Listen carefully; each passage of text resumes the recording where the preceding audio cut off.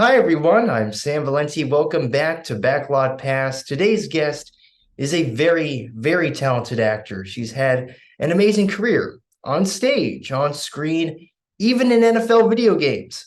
She is also a amazing acting teacher as well, Susan Angelo. Susan, it is such an honor to be talking with you today. Well, thank you. Thanks for having me. Yeah, yes, absolutely. So first off, kind of want to get into your background just a little bit. I read that you grew up in Ohio, which is really cool.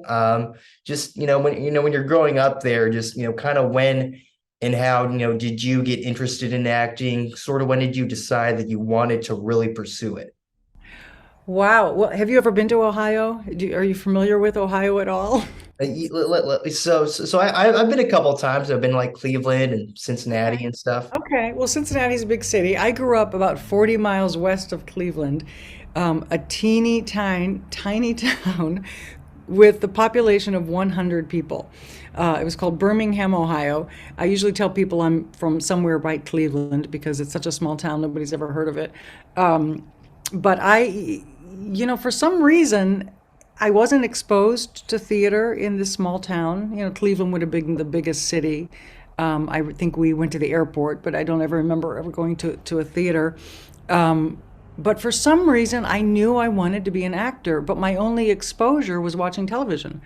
So I would come home after school and sit and watch TV, and I'm going to date myself, but there was a certain show that I would watch, and I would scroll after the show was over and write down the director's name and write down, where it was being filmed, and I sent a letter to the director of this show at CBS. It's right over on Beverly Boulevard still, the main CBS, and little handwritten letter. I put my little picture in it from grade school. It was the geeky years, those years where you just don't look good around 12 years old. And I snipped that little picture and put it in, and I told him I wanted to be an actress.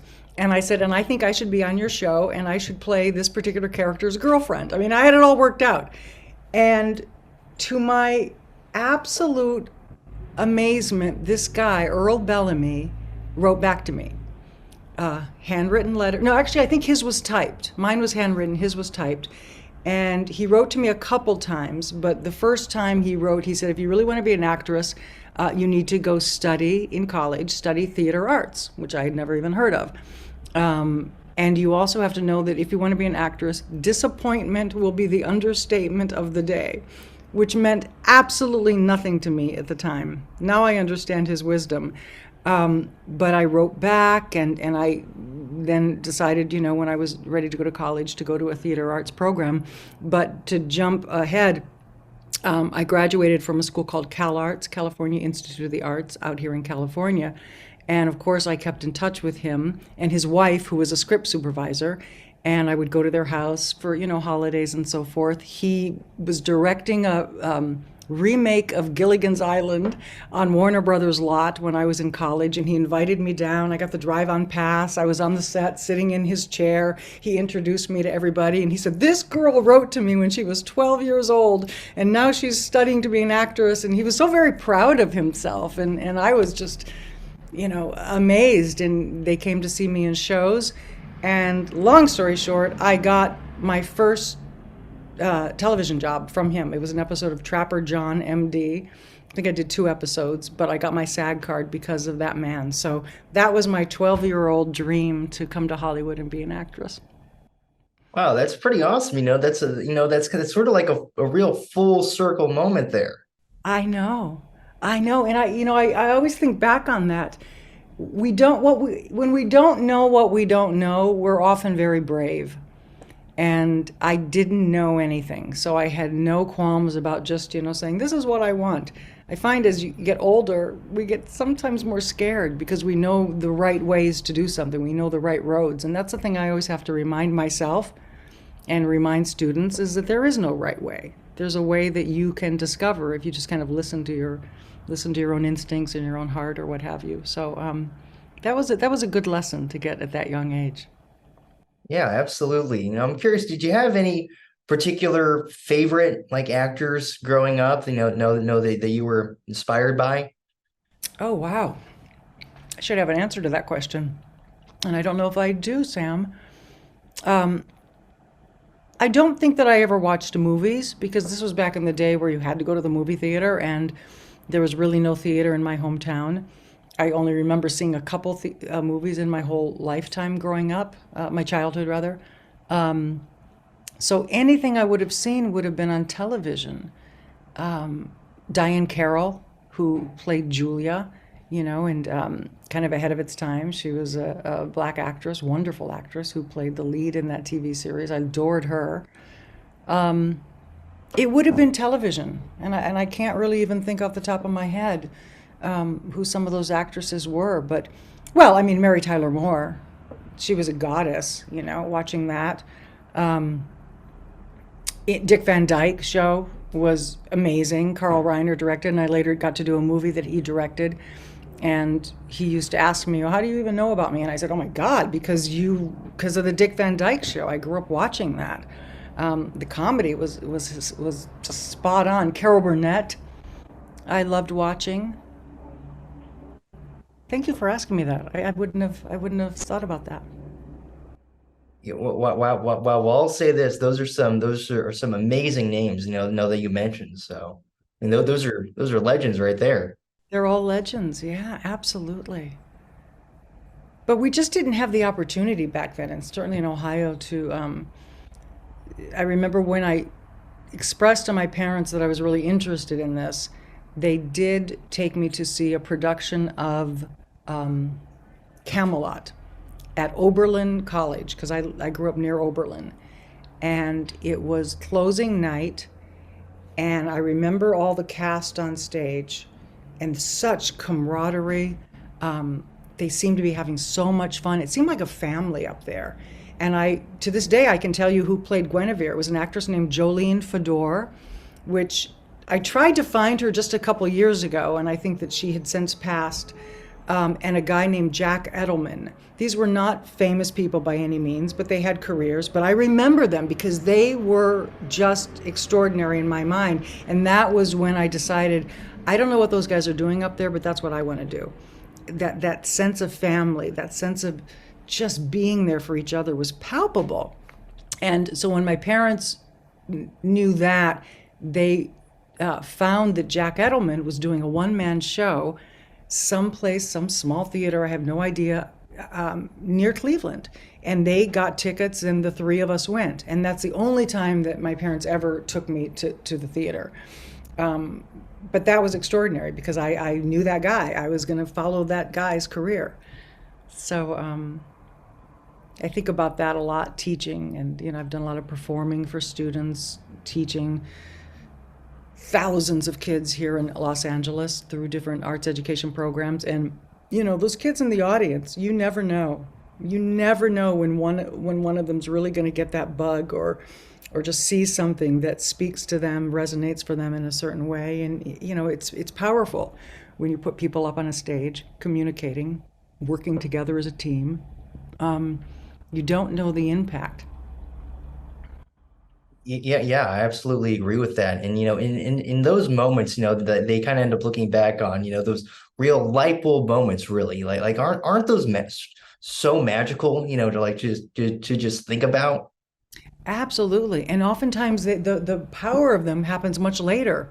You get an instinct for something. That's why I think it's important for artists to trust their instincts, when they're working on something. A lot of times people are afraid, students are afraid to make the wrong choice. They want to do it right. There is no right and wrong. You just have to learn to tune your instrument, if you will, or your personhood enough to be able to trust your instincts and go with that, because oftentimes you don't even know what that is until much later. Yeah, it's fascinating. Did you see theater when you were growing up, or what So, attracted you to this? yeah. So that's that's a very good question because I was always more kind of into like the like TV shows, the kind of movie side of things. But actually, I'll just quickly mention this. I was actually a theater kid, though. I was like in like junior high and stuff, man, and I was so into theater and stuff. I was like in theater class, did plays and all that stuff, and it was a blast. So I think I've actually had more I think I've actually probably in my life I've actually done more of stuff of actually being on the stage and doing this stuff than probably actually going out and seeing plays. If it's which sounds kind of crazy, but No, not at all. That's fabulous, and it's great that you were exposed to that, and you had a school that nurtured that. You know, a lot of schools don't get that. That's great. That's great. I mean, I love teaching. I do a lot of teaching, but one of the things I do is teach an acting class for non-theater majors, and maybe biology students, or people that have no desire at all to step on a stage, and generally they're forced to take the class because it fulfills some requirement in college. And I'm always very honest with them. I say, okay, who really wants to be here? Who was forced here? And the hands go up. But by the end of the semester, it becomes their favorite class. And I think it's just because they have a safe forum to be able to sort of open up and share who they are, share personal stories about themselves. And people see how the interconnectedness of all of us comes through this art form. It's a forum where we must celebrate the similarities between all of us rather than focus on the differences.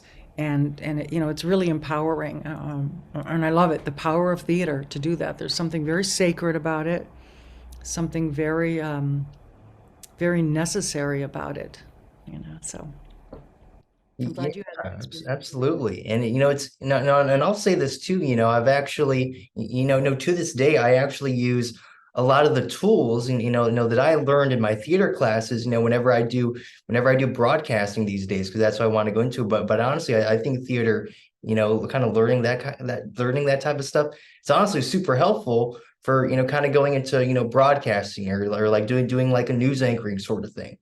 Absolutely, because it always comes down to what's the story.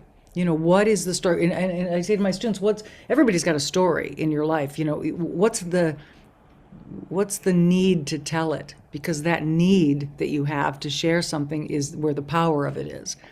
Because undoubtedly that will hit someone else. We're so similar. It's, so I'm such an arts advocate. I think that should be core to every educational system, because everything kind of stems off of that. If you can learn to kind of listen and learn from one another and learn to process your own thoughts, articulate them, share them in a kind of a non-judgmental way, boy, then you can do anything. Yep, absolutely. Now, you kind of mentioned a little previously that you went to Cal Arts and stuff, and it's interesting because before that, you were at Ohio University, the Bobcats, and then you later went to Cal Arts. So kind of like how did that all kind of come about? Going to Cal Arts, from Ohio University and stuff. Well, I know we're taping this, so I shouldn't, but full disclosure, it's usually a guy, right? So I was at Ohio University, wonderful training program. At the time, it was part of the what's called the League of Professional Training Schools. So I was there as a freshman and a sophomore. My boyfriend moved to California. So I think in my mind, I was like, I got to get to California. So I thought about transferring to another school. And I looked at a couple. I looked at NYU, I think, but I really focused on California because that's where he was. And I auditioned for Cal Arts and was accepted at what would have been like the junior year in a BFA program. Ohio University was a great program. I could well have stayed there, but moving to Cal Arts was a great experience. And I really loved the school. It was fairly new back then. It was only a decade old at the time. And it was a much smaller school. It had a film department, animation, dance, music, and theater. And it was only about 500 people in the whole school. So it was quite rigorous, the training. And I still have dear friends, from that program. What would you say were like the biggest things that you learned from your time there? Oh, wow. Well, oh God, that's a good question. Very good, Sam.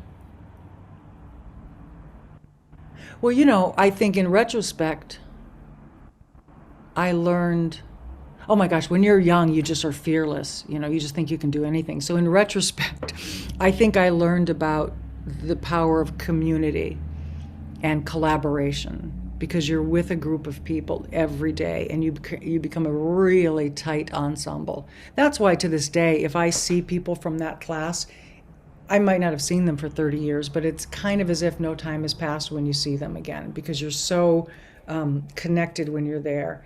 And it is a team sport, theater. It doesn't succeed unless everybody's kind of on the same page supporting each other. So I think I learned that in retrospect. And I tell you, the other thing I learned, the dean of that school was Robert Benedetti, very well-known theater practitioner, artist, author.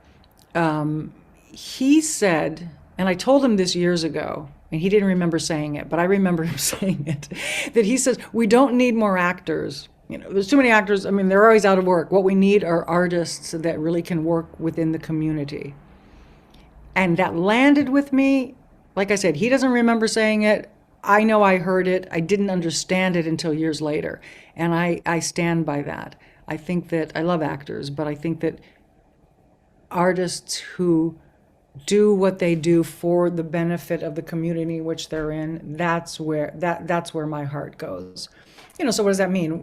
Working with families, working with children, making theater accessible, making it more than just entertainment, although that's really, really important, especially now, you know, when the world is such a dark place. We need that lightness, I think.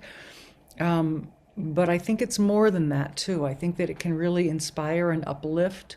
I think it can present points of view that very often we're afraid of right now. You know, I do a lot of Shakespeare, and Shakespeare grew up in a time when, you know, he learned the art of, you know, the dialectic. It's the art of being able to hold two or more different points of view at the same time, so that you could speak with facts, with intelligence on this issue and on the opposing issue and on another issue, and you'd never really tip your hat onto what you personally believed. Well, there's power in that. Then you're talking about expanded minds, people that have a deftness of thought, people that can use language, right? And can you imagine if we could be in a forum and actually have different viewpoints without people, you know, killing each other and screaming at each other? So I think theater is that. I think that that's the forum of it. So I think looking back on it, that's what I learned, that the artist has a maybe obligation in society, or that they you know, they're holding the mirror up to nature, as Hamlet says. And I think I learned that at Cal Arts. Thank you for asking me that. Yes, of course, and you know, and I just want to say, you know, again, I completely agree with you, just on the importance of really the arts and just in our society. I think it's very integral, you know, that we have that. Absolutely. And every culture is different, you know, and we have wonderful theaters in this country, and we also have an entertainment industry that's very powerful, but things get confused too. You know, very often an artist will feel devalued in this society if they're not on a TV show, or they're not making that money that we get in Hollywood. And very often, you know, as an actor, people meet you and they go, oh, well, what have you been in? And you just kind of, it always cuts to the core on most actors that I know when they are asked that question, because, you know, they may have played Hamlet 3 times or Lady M 3 times, but that doesn't really mean anything to anybody. They want to know what TV show you've been on. So all that's good, of course. That's how we make our living. But that's a very shortened definition of what it means to be an artist in this country. It's actually a much broader definition, I think. And the people that, like yourself, who have experienced it in schools, and actors who have worked in arts education, they know that. Yeah, yes, 100%. No, you mentioned you know, that you do a lot of Shakespeare and stuff, and I kind of want to get into that now. And what I was reading in your bio, it actually said that you didn't really like Shakespeare in the beginning, which I thought was interesting. But so how did you go from not really liking it to, you know, loving it? How did that happen? That's a great question, too. You're good, Sam. I didn't like it. I didn't understand it. I knew I had an insight that if I wanted to be a real actress, I was going to have to learn to do Shakespeare. But hadn't been exposed to it except in high school. And my high school teacher had an infectious enthusiasm for Shakespeare. I still didn't understand it, but I loved that Mrs. White was so impassioned by it. And not that many years ago, I was able to reach out to her and thank her for basically inspiring me with Shakespeare. But I still didn't like it as a young actress. Went to Cal Arts. First thing I got cast in was Shakespeare. And I was like, no, no. I just, I didn't know what I was doing, didn't know what I was saying. Got out of Cal Arts. First audition I went on was for a Shakespeare play, and I got it. And I was like, no, why did I even go? First professional job I got with my, and I earned my actor's equity card, was Shakespeare.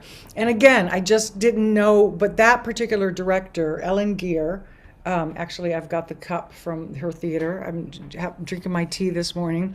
It's called the Theatricum Botanicum. It's the Will Geer's Theatricum Botanicum. It was founded by Will Geer, who was Grandpa Walton and his family. And Ellen had been a founding member of the Guthrie Theater under Tyrone Guthrie. So it's basically a family theater that she still helms. And she's the one that cast me in this production of A Midsummer Night's Dream, playing Helena.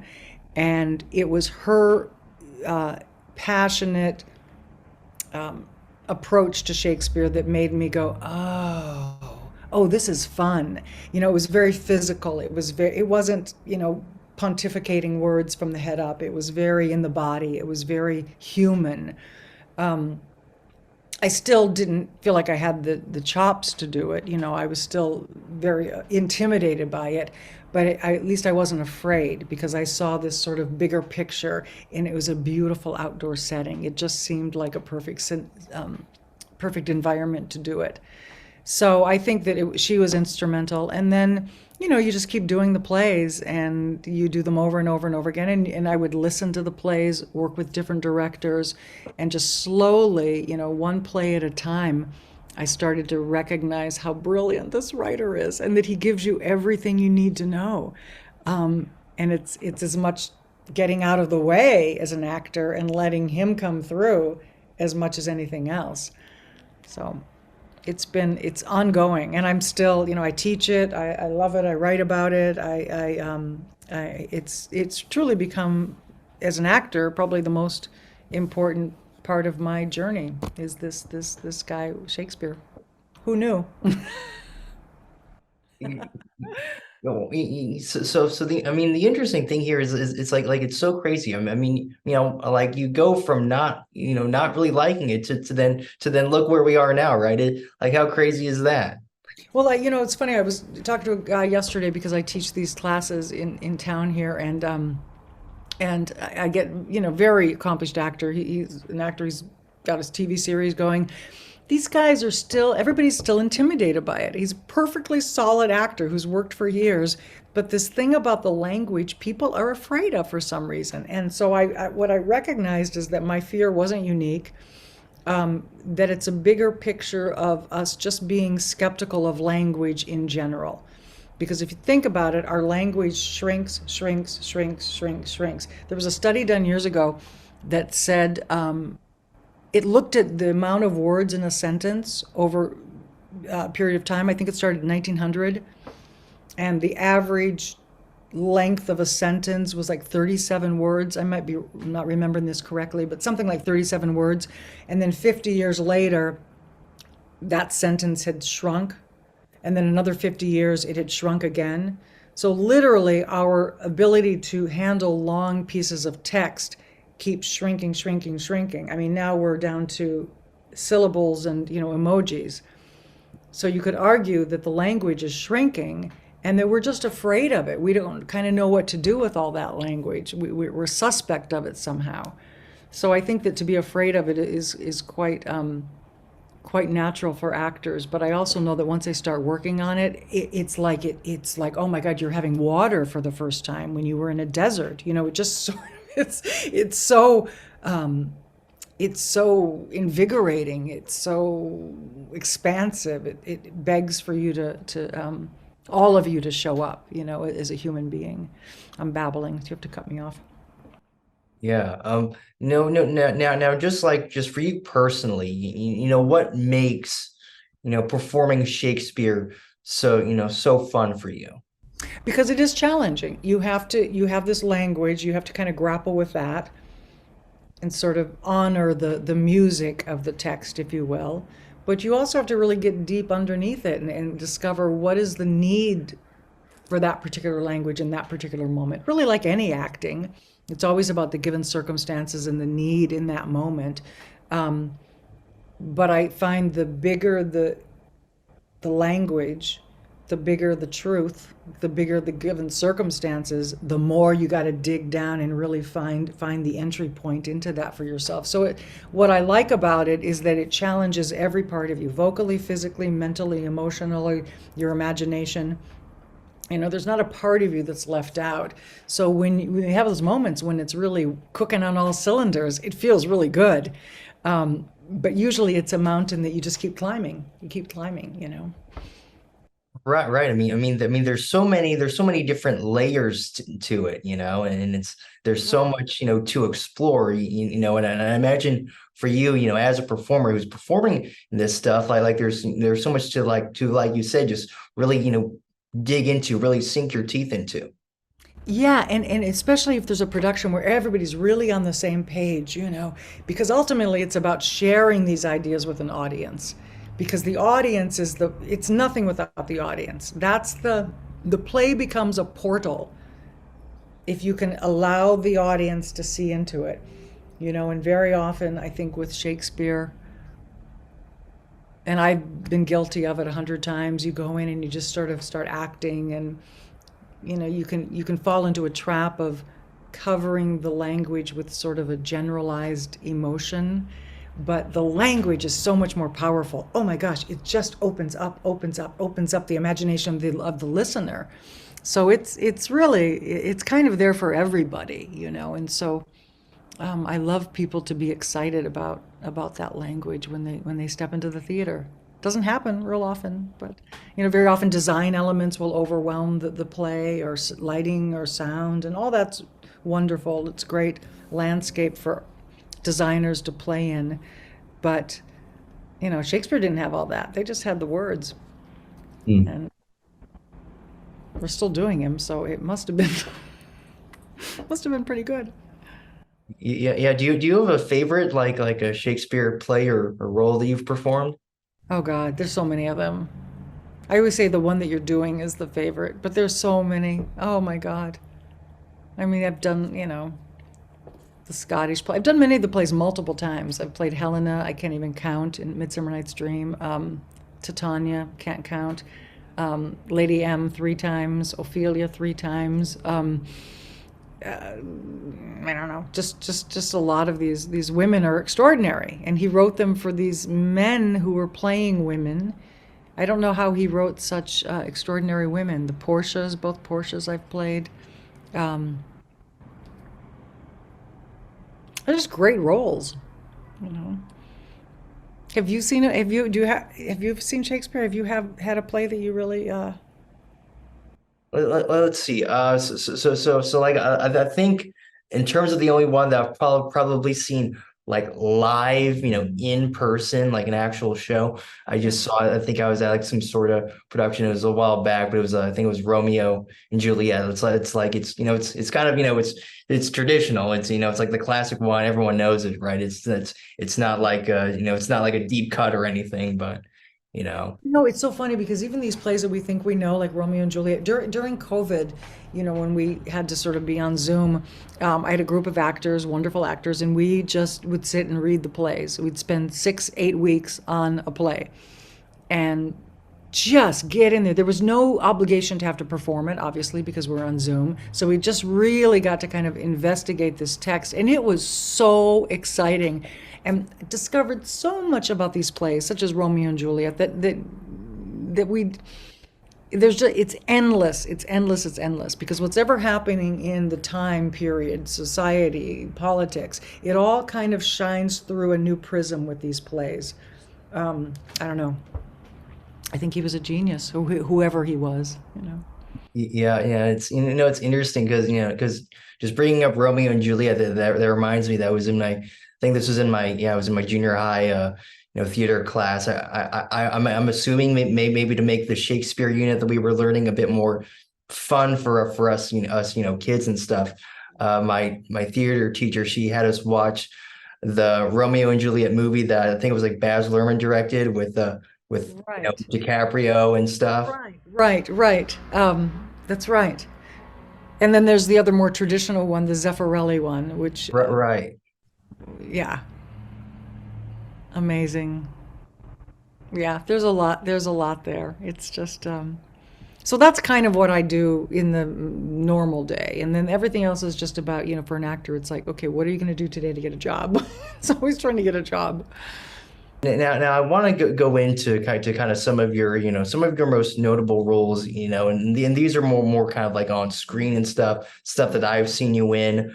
And something that I thought was super cool. It's a brief role, but you do appear in one of my favorite movies ever, The Truman Show, which is pretty awesome. I think you're like a mother and you're watching like a kind of a TV report about, what's going on in the movie. So I just have to ask, what was, your experience like kind of getting to work on that pretty popular movie? Yeah, well, you have a really good eye that you even saw me in there because I was essentially cut out of that. I had quite a bit more to do.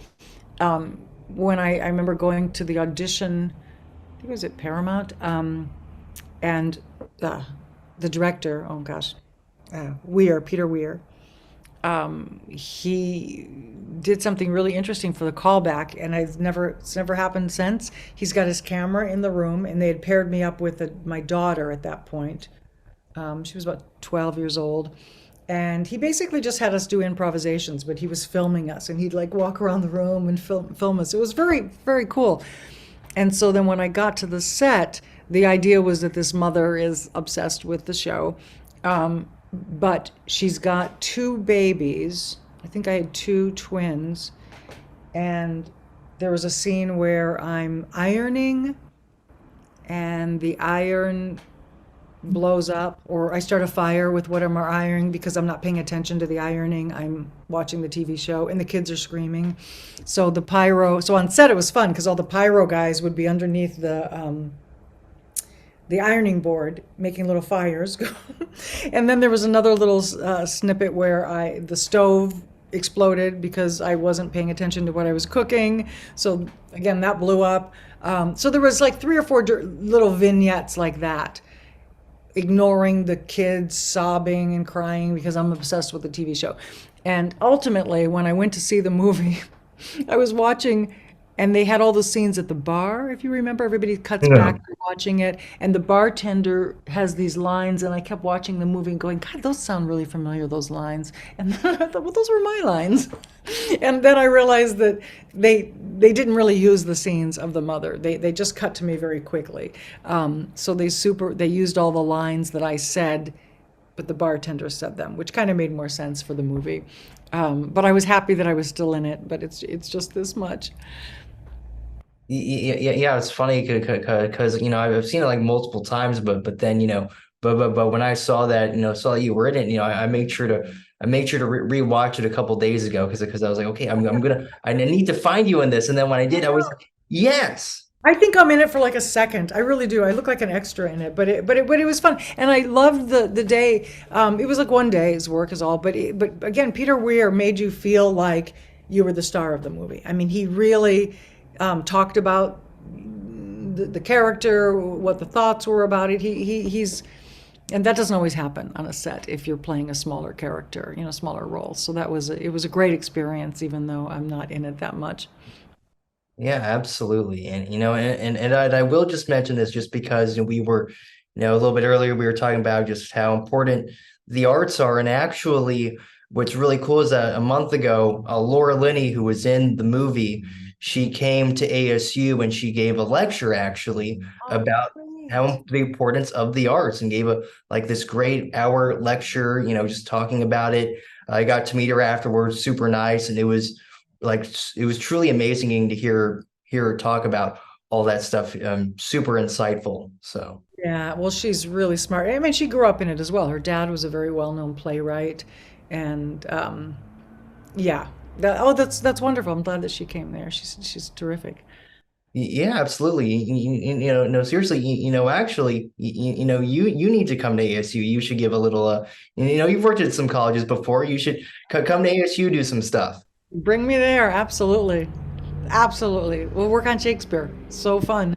Yes, yeah, absolutely. So I actually think I think we're trying to like we don't have m much of like a big theater like or film TV program, but I think we're slowly trying to build it up here. So maybe you Yeah. can come over help out with that. Absolutely. Are you kidding? That's so great. Because you can do it anywhere. You don't have to have a big space. You can work in whatever space. Any space can be a sacred space for sharing stories. Yep, absolutely. Now I want to talk about a little TV appearance you did. You've had a lot of TV appearances over the years, but I think my favorite, would probably have to be you getting to work with the great Viola Davis, okay, on How to Get Away with Murder. What was that like? Because I really liked the scene that you guys were in, and I really enjoyed it. She was supposed to slap me in that scene. That's how it was written because I go to, touch her hair or something. I played this white, not knowingly racist, but then what do you say? Ignorantly racist? It's racist. I played this racist white woman. Um, and then I have a scene where I try to touch her hair, which I've since seen has been made into one of those little, oh, those GIFs or whatever they're called, GIFs. I don't know. Yep. You know what I'm talking about? Somebody made it into one of those. It kind of goes around occasionally. But in the script, when I touch her hair, she hits me. And then, of course, when we're on the set, she didn't want to do that. She didn't think that was right for her character, and I agree.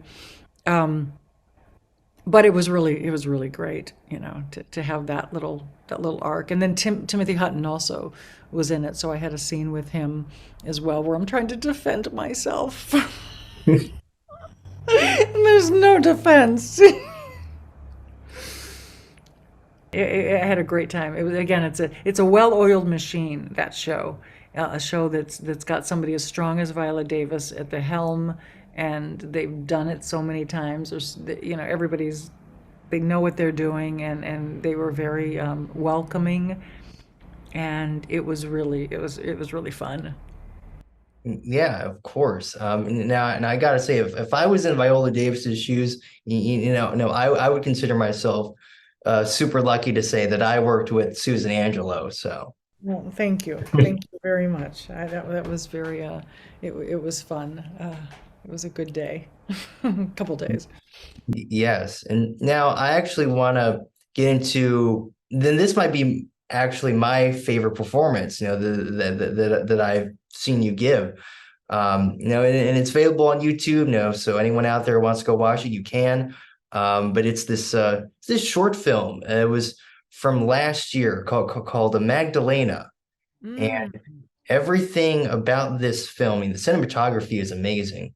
And to your amazing performance, everything is just fabulous. It's really an amazing watch.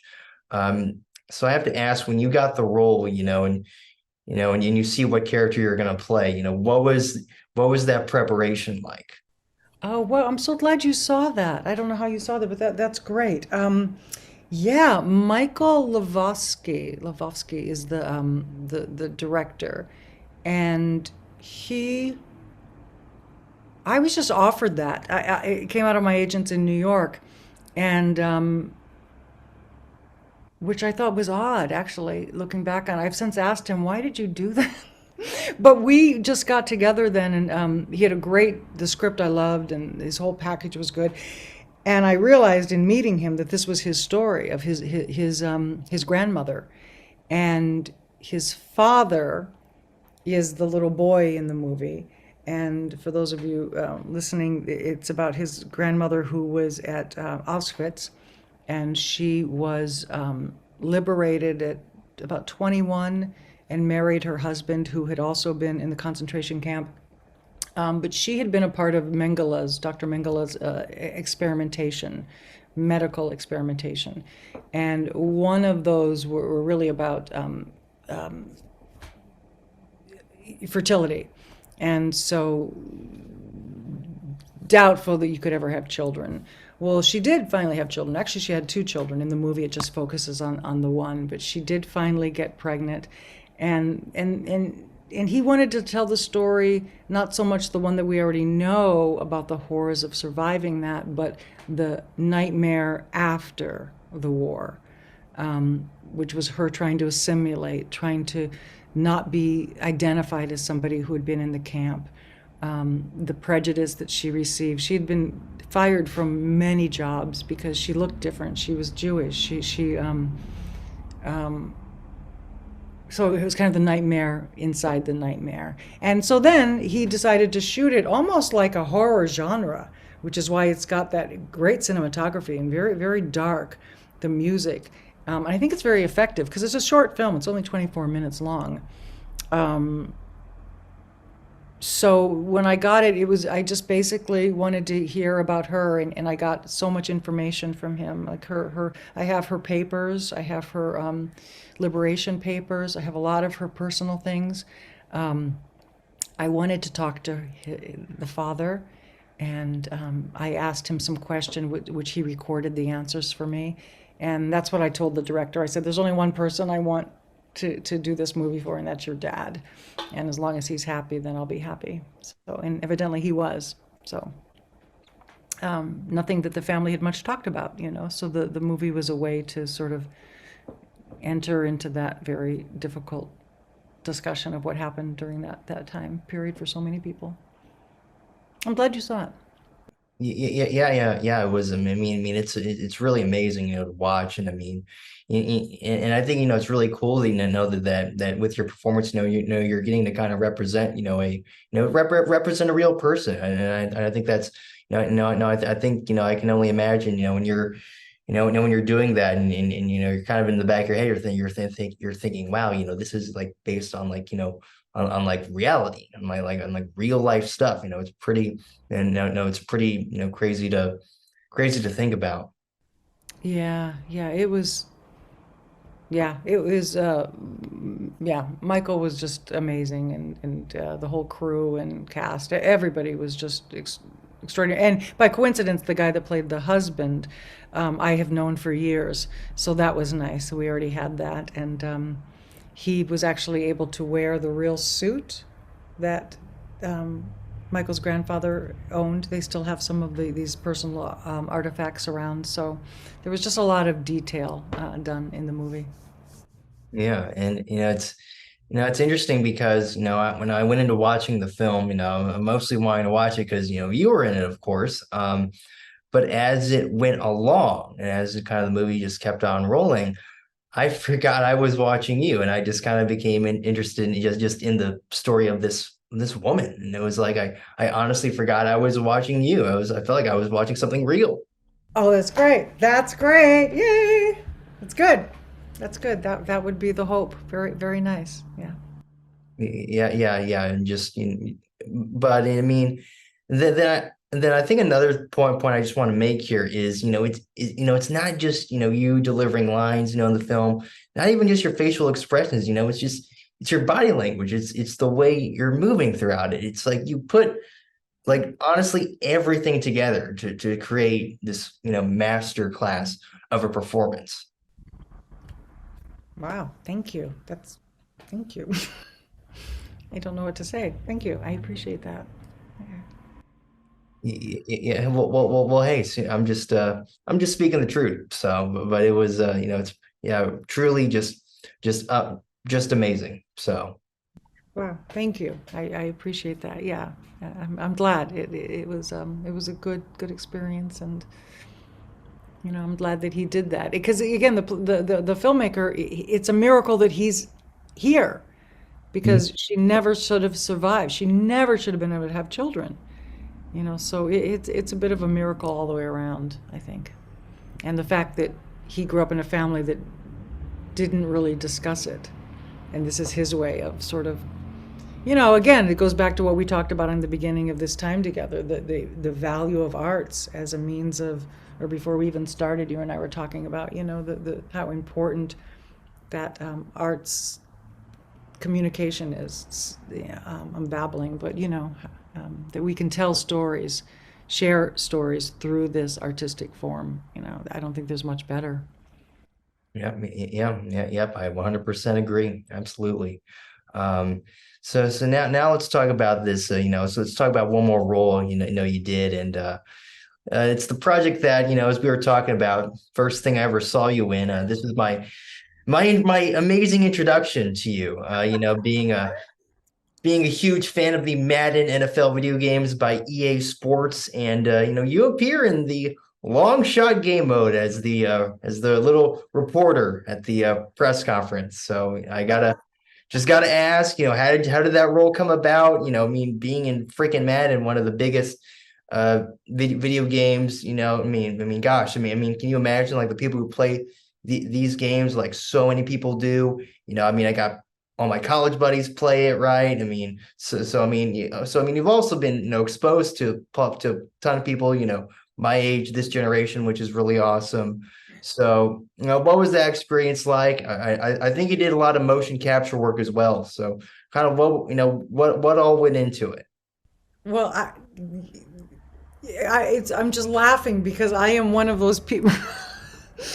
When I talk about Shakespeare and people look at me like, "What?" That's kind of how it is when you talk about this because it was not on my radar at all. I'm past the generation where I've just never done all that. So I really didn't know anything about it. And when I had the audition, I even said to my agent, "What is this?" And they said, "Seriously? You don't know what math is?" So I said, "No." So I went in, it was down over like towards Marina Del Rey, and I auditioned for the mother. Would it be Cash? Is that the character? Cash's mother? Or anyway, um, just like a regular audition. Didn't get that. A friend of mine did. And then they asked me to come in and play a reporter, and it was, I don't know, a couple days or whatever. And I was like, great, this is great. And then I learned that it was going to be mocap, and I had never done motion capture. That was so exciting. So you go in and they put your face with, I don't know how many cameras, and there's somebody listening that knows way more about this than I do, but I want to say 30 some cameras all around you, and you're doing all of these different movements so that they're capturing this. And then you put on basically like a wetsuit, and they have these little balls on every little joint of your body, every bone, every place your arm bends. And then they teach you a series of, I was a cheerleader, so to me it was like cheering. We're gonna go, oh, we're gonna kick our legs up, and then basically there's this little thing that you do before you start, and then at some point you do the scene, and it's just an empty space. And I think as the reporter, you wouldn't have a real microphone, so you have like a little, I don't know, like a eraser or something that's got tape around it. So you really have to imagine everything. And that is tricky. I found it trickier than I would have thought because there's nothing there. And then, I wouldn't say I got to do it enough to feel really comfortable with it. And then maybe a year later, they did another one, and I went back to do that. And so then I felt a little more comfortable because at least I'd been through the ropes already. But it wasn't enough of a part to really get in there. So I think I told you a couple of my friends played bigger roles in that. So they had, and I went to set and I was watching them, and they're able to play longer scenes. And then I think it's very much like you would play a regular scene because you're sitting next to the person. But I did find it challenging to imagine I was talking to a group of people and there was nobody there, and to imagine everything. Um, yeah, I didn't know how cool it was until my little nephew heard that I had the versions of them way before they were released. And suddenly I was very popular in the family. So I sent him my versions. I love that. I love it. I love it. I'll have to say I wouldn't even know how to play. You have to get the Xbox or something. Yeah, like the Xbox, PlayStation. Well, come and teach something at your university, and then you can show me. Yes, I've exactly. never seen them. I've never seen it. Yeah. So I will say this, like they actually have videos on YouTube where they cut out like all like the actual, like playing the game, and it's just like the movie parts. Oh, so I could find it probably then. Yeah, yeah, yeah. Okay, all right, I'll have to do that on some evening. Yeah. But I'm so glad that's how you found me. Isn't that funny? Yeah. I mean, and it's, it's crazy. I mean, like I mentioned, I mean, millions of people play Madden all over the world. So many people play it. So which I think is awesome because actually that in turn, that means that millions of people have just been able to watch you perform just because of Madden. That's right. I wonder if there's been another one since then because it seems like that was, I'm confused with 2019 or maybe it was 2018 and then everything sort of went haywire. So I don't know if there's another one out or if there's another one coming out, but it was a really cool production company, great people. I've got pictures behind on set with me all, wearing all that stuff and the whole team there. I like them a lot, so it'd be fun to do another one. Yes, exactly. Yeah, I think it would be awesome if they brought if they brought long shot back. So I'll have to email EA Sports and see if they can do that. There you go. Yep, yep, yep. Long shot. That's right. Well, you've done your homework. I'm very impressed. I mean, first off, thank you so much. I really do appreciate that. Means a lot. And I do have to ask this, but are you are like going into the going into the making of that, I mean, are you like a big football fan at all? Like do you like the NFL? Okay, I grew up in Ohio, so Cleveland Browns was our team, and I have to say I'm still very, I have a soft spot for them. My dad had a car dealership, and he would give cars to members of the Cleveland Browns for many years, and they would do commercials for him. So, yeah, there's a story that when I had a car accident when I was 16 and had to go to the hospital, a very well-known Cleveland Brown came to sit with me in the hospital until my dad got there. So I have a soft spot for them, but they haven't. We're always rooting for them. Other than that, no, I don't really follow it. I watch the Super Bowl. I've been to several Super Bowls, and I do watch that. The Browns are kind of a hard team to root for. They don't win a lot, They so. just disappoint you right at the end, but no, yeah, growing up, I was friends with the coaches of the Cleveland Browns, so we would get Super Bowl tickets. So it has a soft spot for me, but Right. I couldn't tell you who's playing now at all. Yeah, well, I'll say this. I don't have it much better, being a Bears fan. It's still hard. So, and I There guess you we're in the same go. boat. There you go. Yep. Uh, but now, I want to get into, we're mentioning this earlier, but, of course you teach acting. You teach Shakespeare, which I think is so awesome. So just, how did you kind of get started, with your teaching? I was working at this theater in Topanga Canyon when I was a young actress playing, Juliet, all the ingenue parts. And the artistic director said, "We want to have classes. Do you want to put them together?" And I said, "I don't know how to do that." She goes, "You'll learn." So basically, she let me develop education programs, and I would hire fabulous, well known Shakespeare teachers to come in, and I would be producing these classes. And as time went on, I started thinking, well, maybe I could teach with the kids. So I started slowly teaching Shakespeare with the kids, and then suddenly I'm editing scripts for them, not changing the language, but cutting them down to like 30, 45-minute versions so that they could perform them. And this was a hugely successful program. And for many, many, many years, I did that. And slowly, then I started kind of inching into what I loved, which was teaching scansion, or the meter of Shakespeare, the iambic pentameter. And I just kind of started hiring myself to do it. And then as time went on, I was just learning and learning. And I love teaching because you absorb so much as an actor. You learn far more than you teach when you teach. So I started doing that, and I did that for many, many years there. And then at many other theaters would ask me to come in and to do workshops. And then in 2017, I was no longer there. I had retired, and I thought maybe I'll just put my own classes together. So I've been doing what's called, I call it the Shakespeare Gymnasium, because it's kind of like going to the gym. It's like working out weights, but with language. And I teach it in Santa Monica. And I'm going to be doing my 15th gymnasium coming up in January. And it's been very, knock on wood, it's been very successful. People love it. They just love this Shakespeare, and the most incredible human beings come to study. It's extraordinary, these people. It's really exciting. So that's what we do. And I really enjoy it. So hopefully I'll continue to do that as well as act and direct.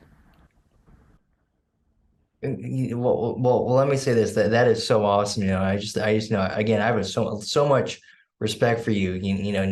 Teaching and kind of getting to really take the experiences that you've had throughout your career and kind of pass it down to others in a way. But That's right.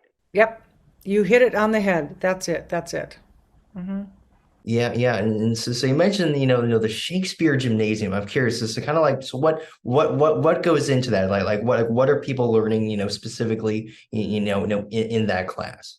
Well, it's not like a regular acting class where you come in with material every week. We do tons of exercises with Shakespeare text passages.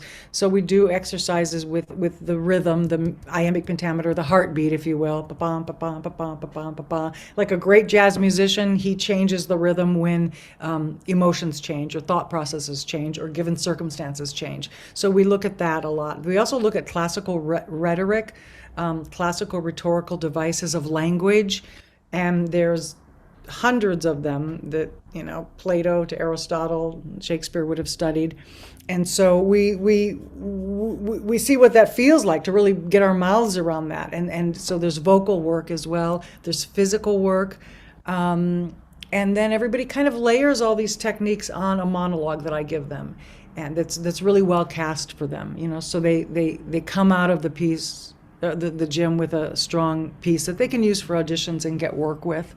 But it's basically just a way to get in there and let this material expand you as an actor, expand your physical, vocal, emotional range.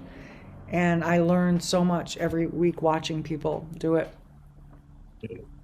And then what would you say, just kind of about your teaching? What is the most rewarding part about that?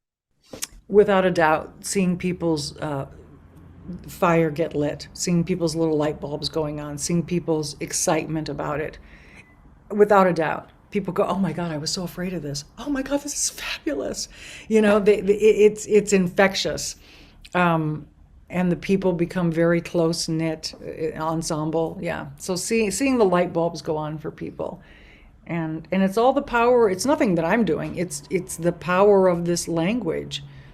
I think that we live in a time where, and as actors, we're very conditioned to work fast. You get an audition, you're memorized, you have to perform. You go on set, you don't get a rehearsal, you perform. You get cast in a play, you have a very short rehearsal period. You have to come in memorized, you have to come in and start performing. So we're very good at that. And what I find is that when we slow down and we give ourselves time to really investigate this text and find out all these wonderful nuances, and that it's just riveting, and it kind of expands, I don't know, expands you in some way. It's refreshing. People like to be able to slow down. So that's what I think the gym really does. I mean, it's like going to the gym to work out. You can't just go for the 50-pound weight if you haven't been lifting weights. You can't do that. You can do it, but you might hurt yourself the next day. So maybe better to start with a 10-pound weight and then build that, and then in a couple of weeks go to the 20-pound weight. So that's kind of what we do with Shakespeare. Now, if anyone, watching this, wants to find out more information, or actually, I should say this, if anyone watching this wants to work out those muscles, I should say, and go to the Shakespeare Gymnasium, where can they find that information online and stuff? Well, if they're local, because I'm doing them, in person now. We did them on Zoom during when we had to. But if they're local, they could go to my website, susanangelostudio.com, and there's information there. And if they're not local, you know what? Just pick up a book. Pick up Shakespeare. Just, just start reading it out loud. It'll be messy, but that's okay. Just get in there. There, you, teachers are great, but often just picking it up and kind of diving in is a way to begin as well. But definitely, they could contact me if they're interested. Yeah. Yeah, yeah, yes, of course, and I will link that stuff down in the description. Of course, since we're on since this will be going on YouTube and stuff, I'll put that in the description and everything. Okay. Oh, that's great. Good, good, good. Thank you. Yes, of course. Now, just kind of my last question I got for you today is just, and I like really like asking this to the people that come on here. What would you say is the biggest piece of advice that you have for aspiring actors?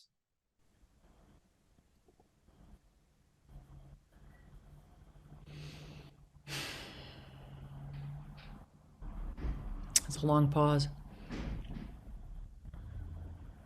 I think my biggest advice. I'm trying to think what I would have wanted to be told. Um, to keep your curiosity alive. I think the best actors are the curious ones. Curious about how that works, why that works, who is that person, what is that place, why. Why is always the good question to ask when you're working on a script. Why? What's in there? You can keep asking, keep distilling down. I think it's curiosity. You have to be curious about life, about different cultures, different places, different periods of history, times in history. You can always cultivate your curiosity more. So that's what I would say, I guess. Well, Susan, that is some absolutely fantastic advice. And once again, gosh, thank you so much for just letting me have this opportunity to speak with you today. Just truly, truly an honor, and it was a blast getting to converse with you today. I feel the same way. Thank you. I really thank you for reaching out and for doing this. Yeah, and for being so prepared. That's really awesome. Appreciate it.